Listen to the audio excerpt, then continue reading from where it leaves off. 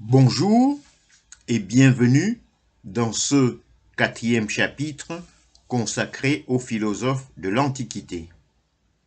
Après Anaxagore, nous découvrons aujourd'hui Aristote, l'un des plus grands penseurs de toute l'histoire humaine.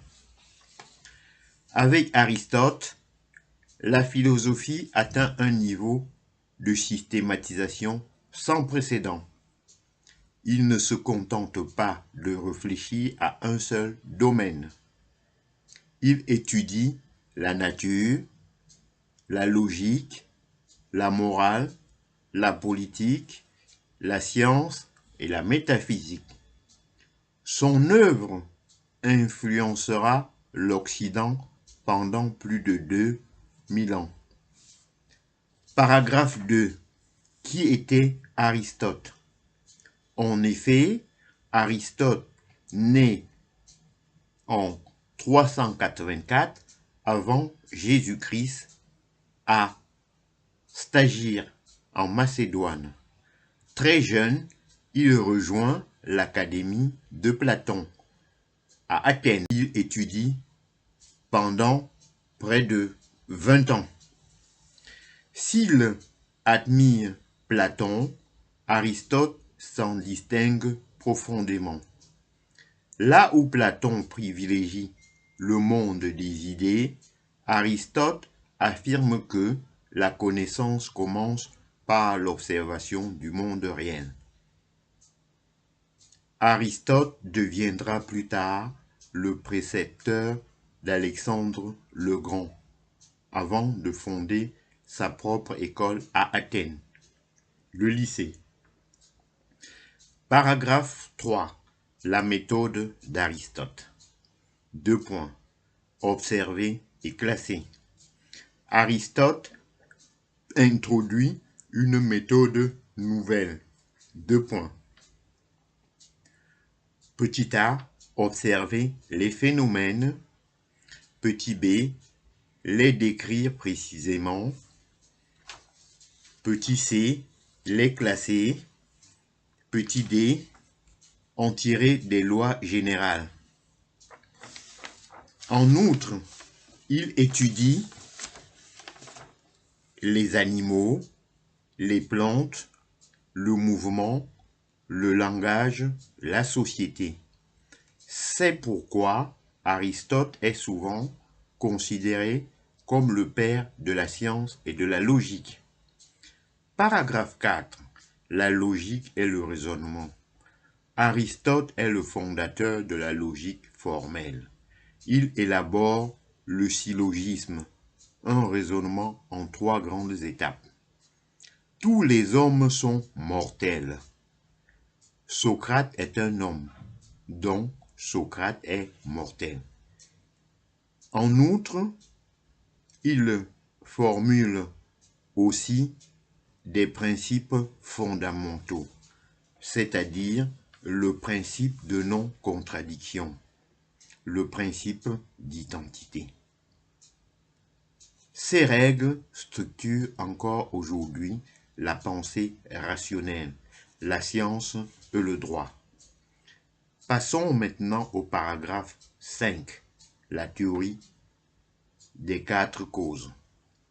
Pour comprendre une chose, Aristote affirme qu'il faut connaître 4 causes.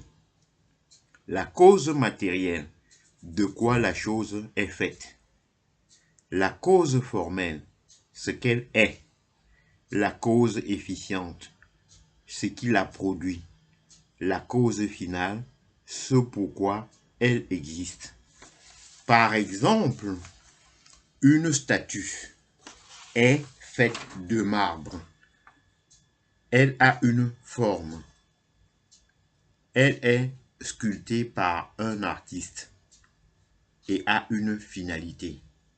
Cette théorie structure toute sa philosophie de la nature. Paragraphe 6, on va voir nature, forme et changement. Pour Aristote, toute chose est composée de matière.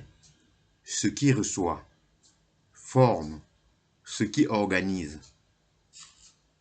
Le changement s'explique par le passage, deux points, de la puissance, ce qui peut être, à l'acte, ce qui est effectivement. Cette théorie permet de comprendre la croissance, le mouvement, la transformation naturelle.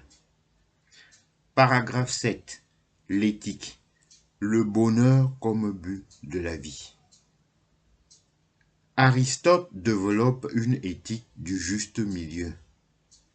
Pour lui, le but de la vie humaine est le bonheur, qu'il appelle eudémonia.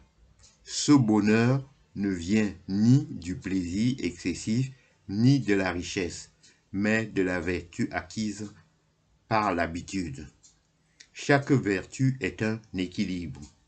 Le courage entre la lâcheté et la témérité.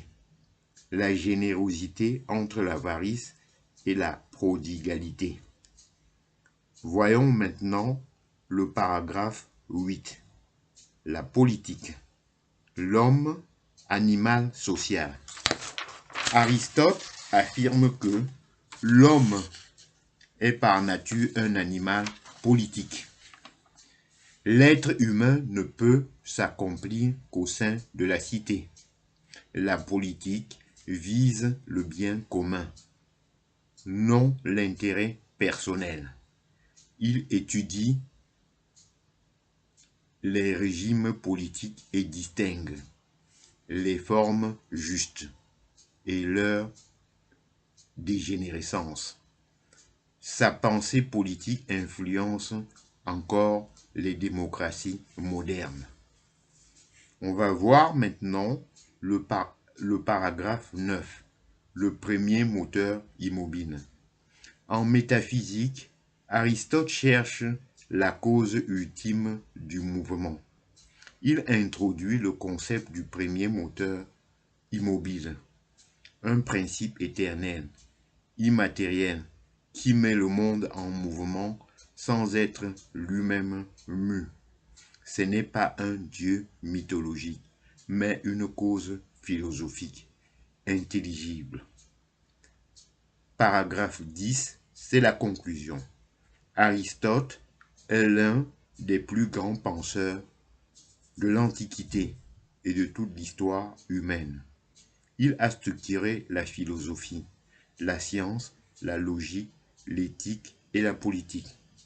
Son influence s'étend sur plus de 20 siècles, de l'Antiquité au Moyen Âge, jusqu'à la pensée moderne. Merci d'avoir suivi ce 4e chapitre consacré à Aristote, philosophe de l'Antiquité. Dans le prochain épisode, nous poursuivrons avec le chapitre 5, Socrate, autre figure majeure de la philosophie antique.